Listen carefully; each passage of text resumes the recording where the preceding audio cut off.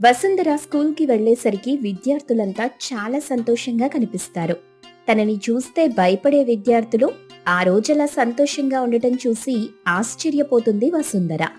ఇక అంతలోనే బయట నుండి గోపాల్, మేడం, నేను లోపలికి రావచ్చా? అరే గోపాల్, ఏమైంది ఇంత ఆలస్యంగా వచ్చావు? దారిలో వస్తుంటే మా అమ్మ చేసిన గారెలు గుర్తొచ్చాయి మేడం. ఇక వెంటనే వెళ్ళి తినేసొచ్చాను. వారేవా, చాలా మంచి పని చేశావు. సరే అయితే లోపలికి రా. మీరెక్కడ కొడతారేమోనని భయం వేసింది.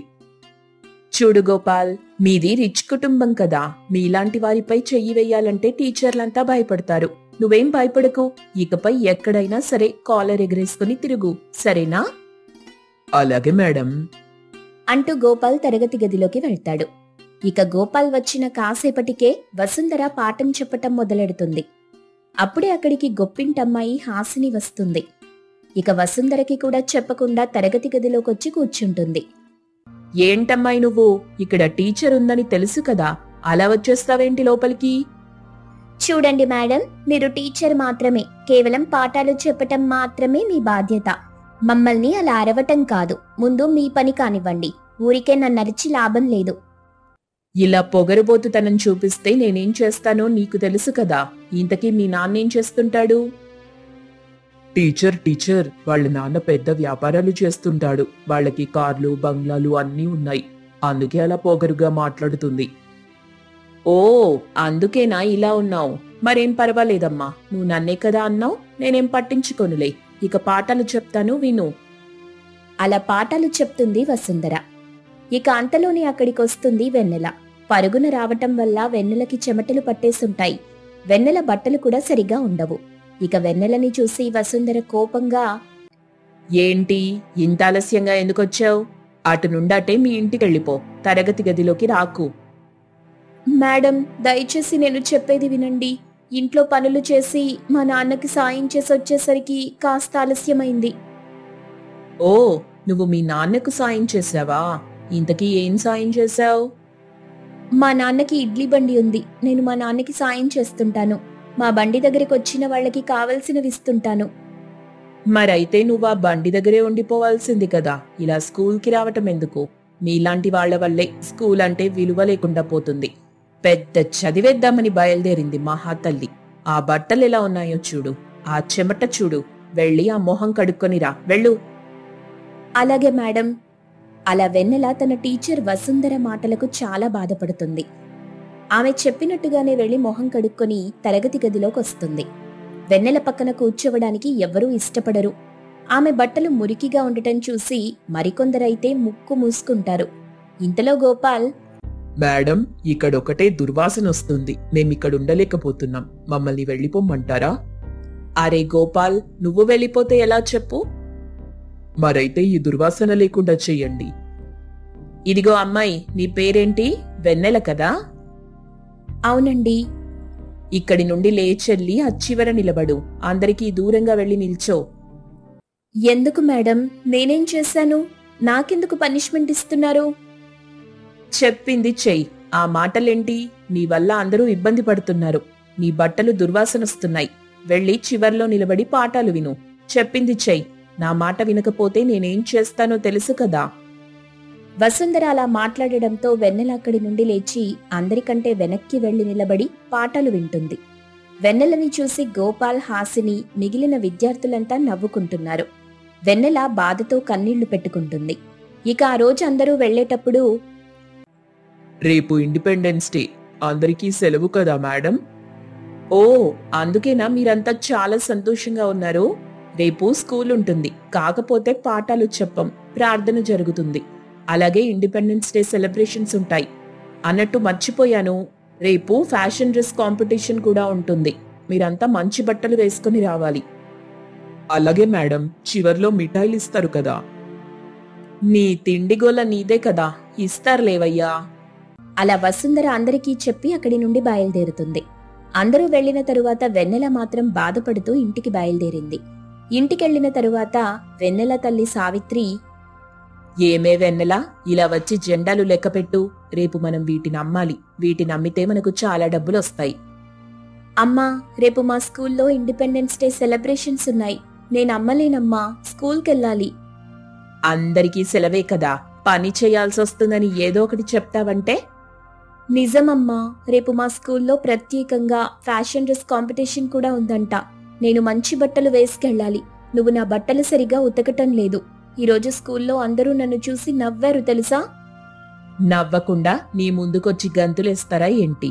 మీ నాన్న తెచ్చిచ్చే డబ్బుకు ఈ మాత్రమైన బట్టలున్నాయి, దానికి సంతోషించు. రేపు వేసుకోవడానికి నా దగ్గర మంచి బట్టలు లేవమ్మా. ఒక జత మంచి బట్టలు కొనివ్వచ్చు కదా. సరిపోయింది పో. ఇల్లు కాలి ఒకడే ఏడుస్తుంటే ముళ్ళు గుచ్చుకుందని ఇంకోడన్నాడంట. అలా ఉంది నీ పరిస్థితి. మీ నాన్న నాకు చీర కొనిచ్చే 6 ఏళ్లవుతుంది.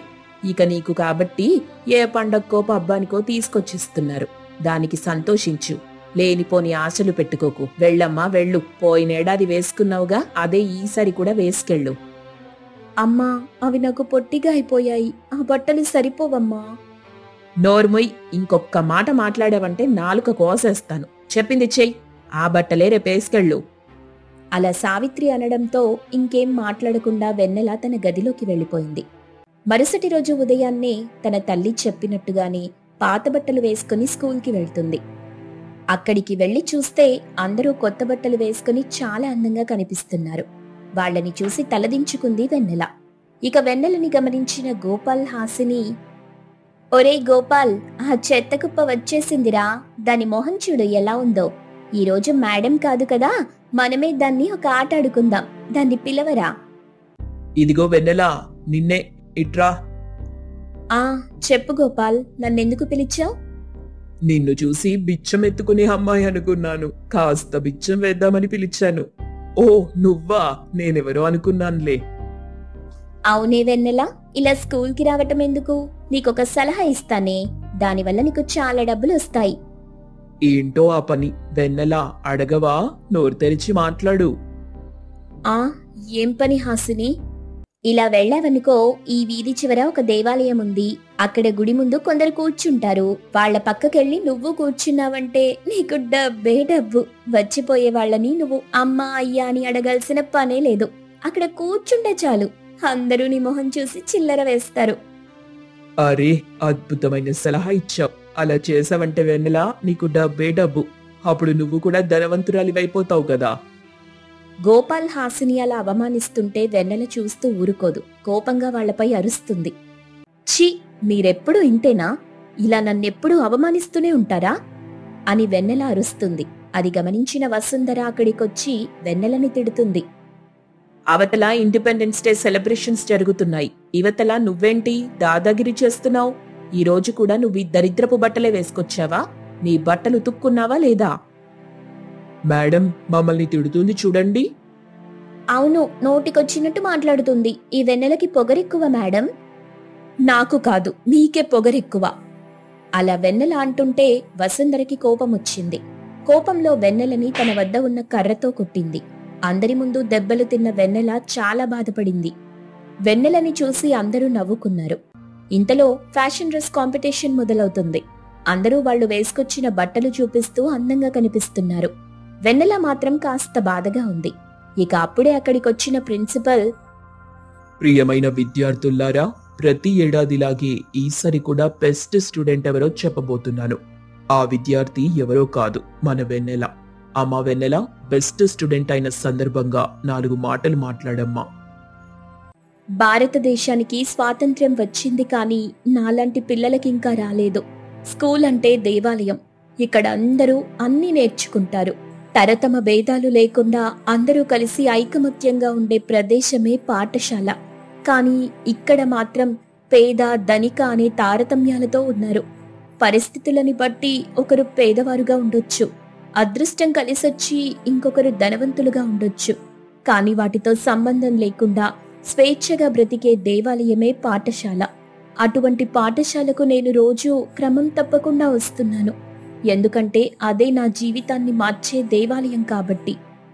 అలా వెన్నెల చెప్తూ వెళ్తుంది. ప్రిన్సిపల్తో సహా అందరూ వెన్నెల మాటకు చప్పట్లు కొడతారు. వసుంధర కూడా వెన్నెలని దగ్గరికి తీసుకుంది. చాలా బాగా మాట్లాడావు వెన్నెల, గొప్పగా మాట్లాడావు. నిన్ను చాలా బాధ పెట్టానమ్మా. నీ బట్టల్ని చూసి అసహించుకున్నాను. అందుకే నేను చేసిన తప్పుకు ప్రాయశ్చిత్తంగా నీకొక చిన్న బహుమతి ఇద్దామనుకుంటున్నాను. ఇదిగో తీసుకో వెన్నెలా అంటూ కొత్త బట్టలిచ్చింది. మేడం, చాలా సంతోషంగా ఉంది. సూటిపోటి మాటలతో నిన్ను బాధ పెట్టానమ్మా. ఇంకెప్పుడూ అలా చెయ్యను. నువ్వే నా బెస్ట్ స్టూడెంట్వి. అలా వసుంధర మాట్లాడుతుండగా ప్రిన్సిపల్ వాళ్ళని గమనించి, నీ మనసు ఎంత గాయపడిందో నాకు అర్థమవుతుందమ్మా వెన్నెలా. తొందరలోనే నేను ఒక మార్పు తీసుకొస్తాను. నీ మాటలే ఆ మార్పుకు కారణం. పాఠశాలలో పేద ధనిక అనే భేదం లేకుండా చేస్తాను. నీలాంటి విద్యార్థులే రేపటి భవిష్యత్తును మార్చగలరు. ప్రిన్సిపల్ గారు, నాలాగా ఏ పేద విద్యార్థి బాధపడకూడదు. అందుకే నేనలా చెప్పాను. ఇక వెన్నెల అలా మాట్లాడుతూ ఉండగానే గోపాల్, హాసిని అక్కడికొస్తారు. వెన్నెలకి క్షమాపణ చెప్తారు. నిన్ను చాలా బాధ పెట్టాం. మమ్మల్ని క్షమించు వెన్నెల. ఇంకెప్పుడు నిన్ను మాటలతో అవమానించాం. ఇకపై మనం స్నేహితులం. నాకు చాలా సంతోషంగా ఉంది. ఇక అప్పుడే వసుంధర ఫ్యాషన్ డ్రెస్ కాంపిటీషన్ విజేతని ప్రకటిస్తుంది. పిల్లలు, ఇక ఈరోజు డ్రెస్ కాంపిటీషన్లో విజేత ఎవరంటే మీరందరూ గెలిచారు. అందరికీ బహుమతిస్తాం. అలా విద్యార్థులంతా కలిసి వెన్నెలని తీసుకుని వసుంధర దగ్గరికి వెళ్తారు. వసుంధర వెన్నెలకి బహుమతిస్తుంది. ఇక అప్పటి నుండి వెన్నెలతో అందరూ స్నేహంగా మాట్లాడతారు. కాలేజ్లో వెన్నెల, హాసిని పాఠాలు వింటుండగా అక్కడికి వాళ్ల నాన్న రంగయ్య వస్తాడు. తప్పతాగొచ్చిన రంగయ్య, అమ్మా వెన్నెల, హాసిని, రండి, తొందరగా రండి. అవతల ఘోరం జరిగిపోతుంది. మీరు రండి. ఏమైంది నాన్నా? ఇక్కడికెవరూ రమ్మన్నారు మిమ్మల్ని? ఇక్కడ కూడా మమ్మల్ని ప్రశాంతంగా ఉండనివ్వరా? నువ్వుండవే. ఏమైంది నాన్నా? అక్క, చూస్తుంటే తెలియలేదా? తాగొచ్చాడక్కా. అందరూ మనల్నే చూస్తున్నారు. మన పరువు మొత్తం పోయింది. ఇంటి దగ్గర మనశ్శాంతి లేదు. ఇకపై ఇక్కడ కూడా ఉండదు. అమ్మా, అలా అనకండమ్మా. నాకు మీరు తప్ప ఇంకెవరున్నారు? నా బాధ మీతోనే కదా చెప్పుకుంటాను. ఏంటి నాన్నా, ఇలా తాగొచ్చా? ఛీ! ఇంతకీ ఏమైంది నాన్నా? మమ్మల్ని ఎక్కడికి రమ్మంటున్నావు? అమ్మా, మీరు తొందరగా రావాలి. ఆ కళ్ళు దుకాణం దగ్గర నన్ను మోసం చేశారు. మోసం. నా దగ్గర డబ్బు తీసుకొని కళ్ళు మాత్రం ఇవ్వలేదు. అప్పటికి నేను అన్ని దబాయించి అడిగానా, ఆడేమో నన్ను కళ్ళు తాగేశానంటున్నాడు. అమ్మ తోడు, నేను తాగలేదు. నీ మీదొట్టు. ఇప్పుడు మేమేం చెయ్యాలి? మీరొచ్చారంటే ఆడింకేం మాట్లాడకుండా నా డబ్బు ఇచ్చేస్తాడు. అక్క, ఈయనెవరో తెలీదని చెప్పి గెంటించేద్దాం. ముందు పదక్కా. ఇక్కడే ఉంటే అందరూ మనల్ని అదో రకంగా చూస్తున్నారు. నాకు సిగ్గుగా ఉంది. ఎవరైనా అడిగితే ఈయనెవరో అని, తాగొచ్చి గొడవ చేస్తున్నాడని చెప్పేద్దాం. పదక్కా అని హాసిని అనగానే రంగయ్య కోపంగా చూస్తాడు. వెన్నెల మాత్రం తన తండ్రిని చూసి బాధపడుతుంది. అమ్మా, నా బిడ్డ, మీరు నా కూతుర్లమ్మా. నన్ను ఇలా చేయటం తప్పు. నాన్న, నేనొస్తున్నాను, పదండి వెళ్దాం. నేను మాత్రం రాను. నువ్వెళ్ళు. నీ కర్మ. నేనేం చేయలేను అని హాసిని అక్కడి నుండి తరగతి గదిలోకి వెళ్ళిపోయింది. వెన్నెల మాత్రం తన తండ్రి రంగయ్యని తీసుకుని ఇంటికెళ్తుంది. రంగయ్య నిద్రపోయిన తరువాత మళ్లీ కాలేజ్కి చేరుకుంది వెన్నెల. కాలేజ్లో వెన్నెలని చూసి తన స్నేహితుడు రాజు నవ్వుతాడు. అయినా వెన్నెల, మీ నాన్న తాగి భలే వాగుతాడు. ఆ కళ్ళు దుకాణం దగ్గర మీ నాన్నే అంట కదా పాటలు పాడేది. అందరూ మీ నాన్న గురించి చెప్పుకుంటుంటే విన్నాన్లే. ఇప్పుడు కూడా కాలేజ్కొచ్చి ఇలా అల్లరి చేశాడు. ఇలాంటి తండ్రి ఎవరికీ ఉండకూడదు. ఒకవేళ నాకే గనక ఇలాంటి తండ్రి ఉంటుంటే అన్నంలో విషం పెట్టి చంపేసేవాణ్ణి. రాజు అలా అనగానే వెన్నెలకి కోపం తన్నుకొచ్చింది. ఆ కోపంతో రాజుని లాగిపెట్టి ఒక్కటిచ్చింది. ఆయన ఎలాంటోడైనా కావచ్చు, ఏమైనా చెయ్యొచ్చు. అదంతా నీకనవసరం. ఇప్పుడాయన నా తండ్రి. నా ముందు ఆయన్ని ఇంకో మాట అన్నావంటే నేనూరుకోను. అరే, అంత కోపం ఎందుకు? నేనేదో సరదాగా అన్నానంతే. నీ చెల్లి కూడా ఇక్కడే ఉంది కదా, తనకెందుకంత కోపం రాలేదు? ఇక చాలా ఆపు అంటూ వెన్నెల అక్కడి నుండి వెళ్తుంది. అప్పుడే హాసిని, ఎంతైనా తను మా నాన్న సొంత కూతురు. నేను సవతి చెల్లిని. అందుకే నాకంటే కోపం తనకే వస్తుందిలే. మా నాన్నంటే అక్కకి చాలా ఇష్టం. ఆయన్ని ఎవ్వరూ ఏమీ అనకూడదు. సరిపోయారు పో. నాన్నకు తగ్గ కూతురు, కూతురుకు తగ్గ తండ్రి. అలా ఆ రోజు గడుస్తుంది. మరుసటి రోజు ఉదయాన్నే కళ్ళు దుకాణానికి వెళ్లిన రంగయ్యని చూసి కళ్ళు దుకాణం యజమాని శంకరమిలా అంటాడు. ఓరే రంగయ్య, డబ్బులిస్తే గాని నీకు కళ్ళు ఇవ్వలేనురా. కళ్ళు ముంత కావాలంటే కాసులు పెట్టాల్సిందే. అయ్యా అయ్యా, నా తల భరించలేకపోతుంది. ఒక్క ముంతిప్పించండి అయ్యా. డబ్బిస్తానయ్యా. సాయంత్రం ఎట్టాగైనా మీ డబ్బిచ్చేస్తాను. కాస్త కరుణించయ్యా.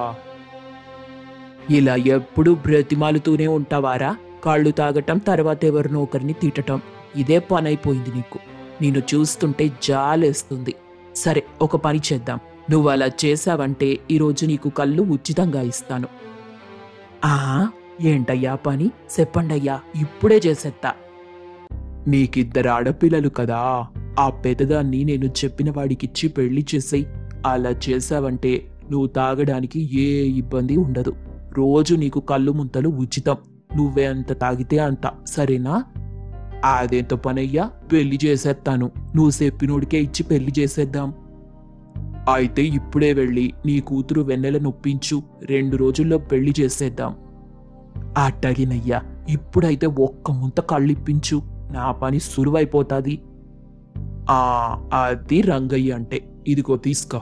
కళ్ళు ముంతతో వెళ్ళి శుభవార్తతో రాపో. అలా బాగా తప్పతాగి ఇంటికెళ్తాడు రంగయ్య. వెన్నెల, హాసినీలు కాలేజ్కి బయలుదేరుతుంటారు. ఇంతలో రంగయ్య, అమ్మా వెన్నెల, ఎదిగిన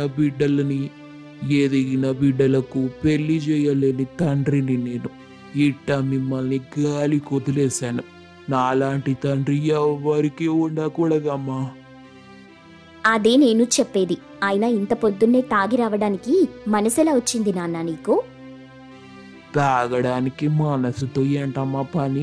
తాగాలి, తాగి తూగి తైతక్కలాడాలి.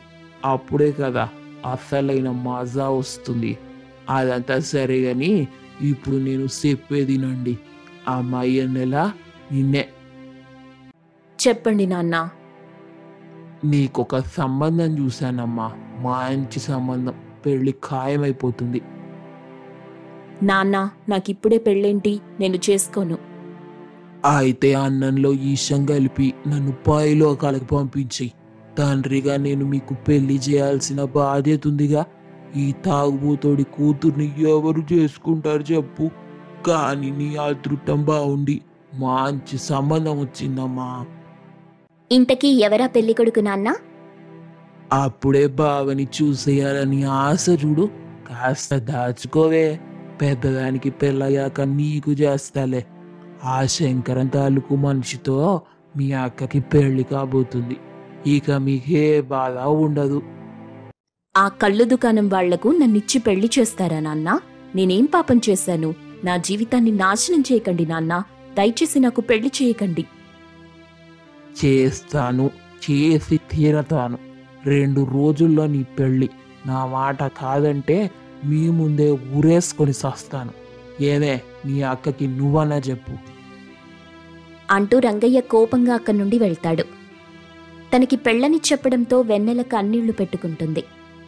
హాసిని మాత్రం తన అక్కని చూసి లోలోపలే నవ్వుకుంటుంది. దీన్ని ఏ తాగుబోతుకో ఇచ్చి పెళ్లి చేసేస్తాడు. అప్పుడు దీని పీడ వదిలిపోతుంది. ఇన్నాళ్లు దీన్ని చూస్తూ ఉండలేకపోయాను. ఏదో ఒకటి చేసి దీన్ని ఇంట్లో నుండి గెంటేయాలనుకున్నా. ఆ దేవుడే నాకు తోడొచ్చినట్టుగా ఉంది. దీన్ని ఇంటి నుండి దూరం చేస్తున్నాడు. హాసిని అలా తనలో తానే అనుకుంటూ సంతోషిస్తుంది. ఇంతలో వెన్నెల తన చెల్లిని చూసి, హాసిని, నా జీవితం ఇంతేనా? నేనింక సంతోషంగా బ్రతకలేనా? నాకు బాధగా ఉందే. ఇప్పుడేం చెయ్యాలో అర్థం కావట్లేదు. అక్క, నాన్న సంగతి తెలిసిందే కదా. నువ్వు పెళ్లి చేసుకోకపోతే ఆయన మనల్ని వదలడు. ఆయన చెప్పినట్టే చెయ్యి. నువ్వు కూడా ఏంటే ఇలా అంటున్నావు? అలా వెన్నెల కుమిలిపోతూ ఏడుస్తుంది.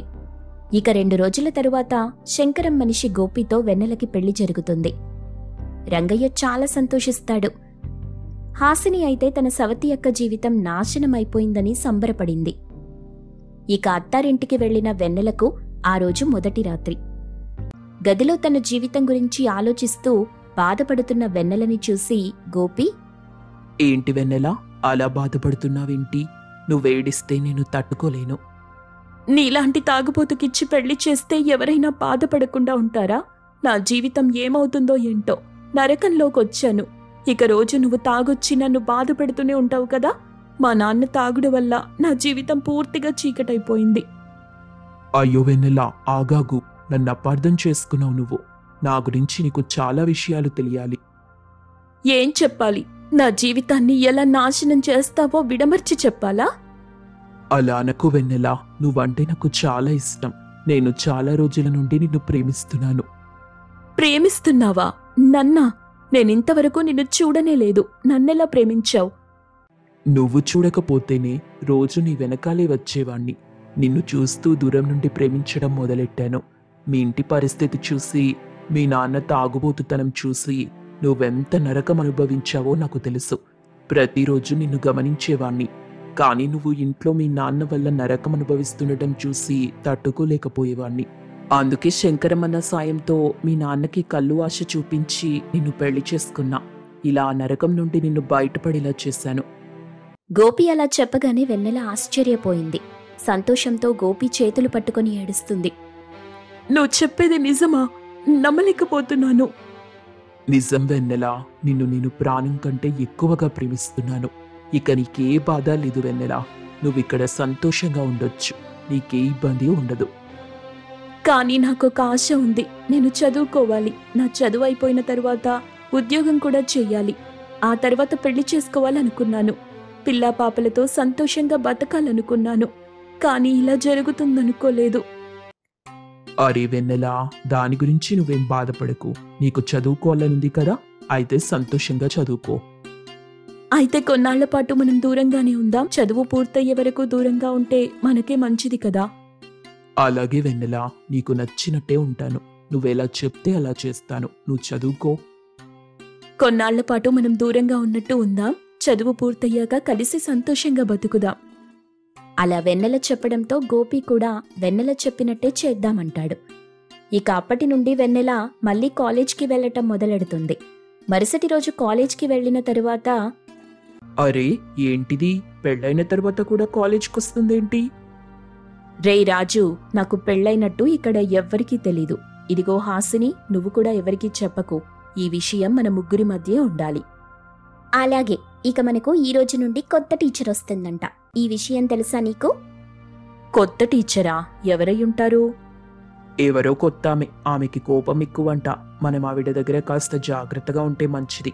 ఆవిడ గురించి రకరకాలుగా మాట్లాడుకుంటున్నారు. అలా రాజు, వెన్నెల, హాసిని మాట్లాడుకుంటుండగా ఆ తరగతి గదిలోకి కొత్త టీచర్ వసుంధర వస్తుంది. వసుంధరని చూసి వెన్నెల షాక్ అవుతుంది. కొత్త టీచర్ వసుంధర కూడా వెన్నెలని చూసి ఆశ్చర్యపోతుంది. ఇద్దరూ ఒకరినొకరు ఆశ్చర్యంగా చూస్తుంటారు. వెన్నెల చూసిన వసుంధర ఎవరు? వసుంధర వెన్నెలని అలా ఆశ్చర్యంగా ఎందుకు చూస్తుంది? వెన్నెల కాలేజ్కి రావటం వల్ల సమస్యలు పెరుగుతాయా? జరగబోయేదేంటో తరువాయి భాగంలో చూద్దాం.